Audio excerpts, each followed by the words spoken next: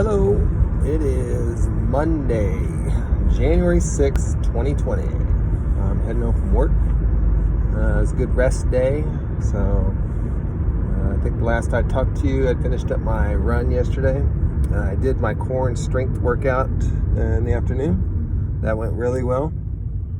I was able to complete all the workout and exercises, so felt good, felt strong. Legs felt good afterwards too. So felt good today. I wore my compression socks today. I don't know if that's helping a little bit, but my legs feel pretty good. So takes us into tomorrow, week 21. That's crazy. So this is week 10 of the base phase. This is my last week of base phase, and it actually steps up this week, which I hadn't really noticed. So tomorrow is Tuesday. That's usually just my 1 hour run. That stays the same, zone 2. So that'll be the same. And then I have my swim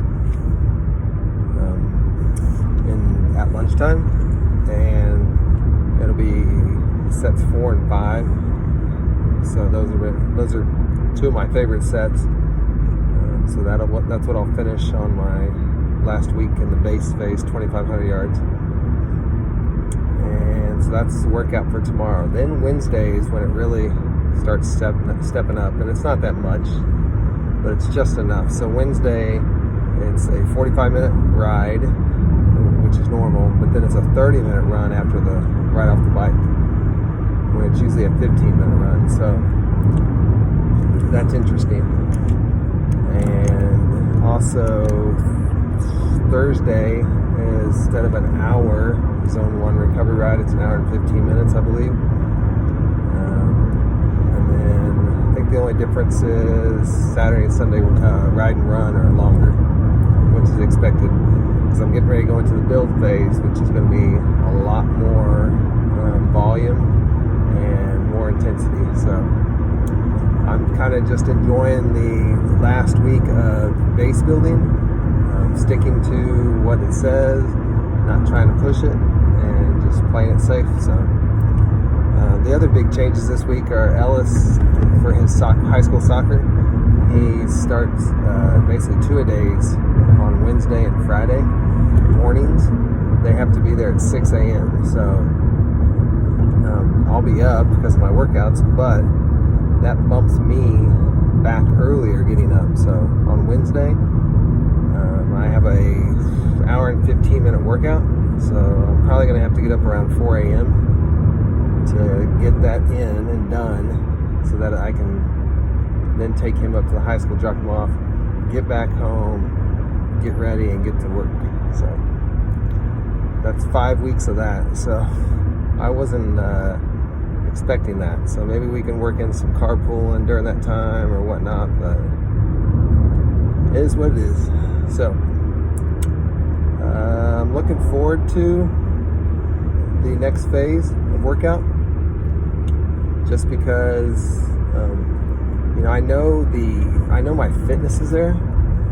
So this, you get sucked into the trap of looking at your numbers and your speed, and I need to run. How are these guys running 6-minute miles or 9-minute miles for an Ironman? Well, they're not. And I've been listening to the Crushing Iron podcast, and it talked a lot about that today. The one I found, that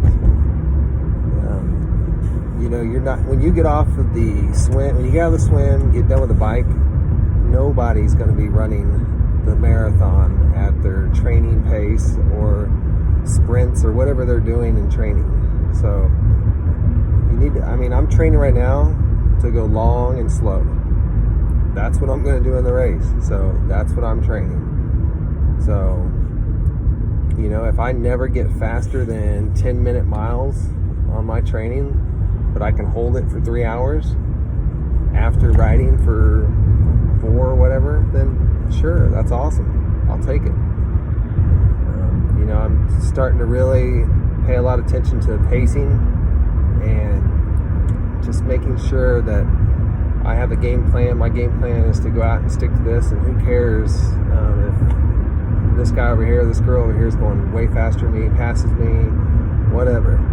I don't know their training. I don't know their genetics and whatnot. So, I wish them all the well, and I'll cheer them on. But for me, it's about completing it.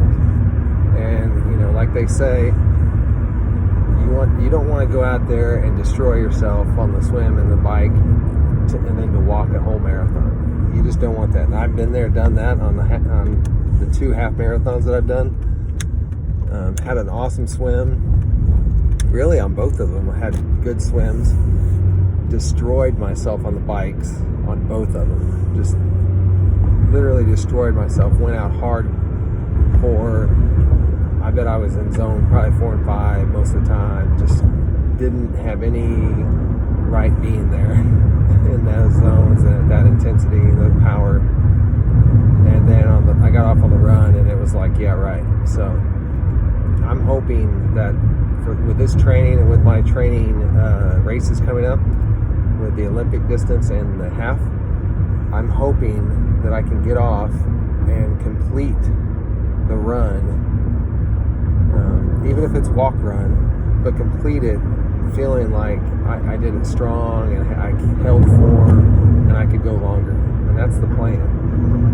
So I don't care if I'm doing a 12-minute mile pace. I just want to make sure that I'm able to finish and finish strong. I don't want to go out there and just have a miserable day, because I've been there and done that, and it is no fun. After those 2, I'm really surprised that I was like, gung-ho about, hey, let's go do an Ironman, because I remember that pain and the feeling that I had on those 2 races.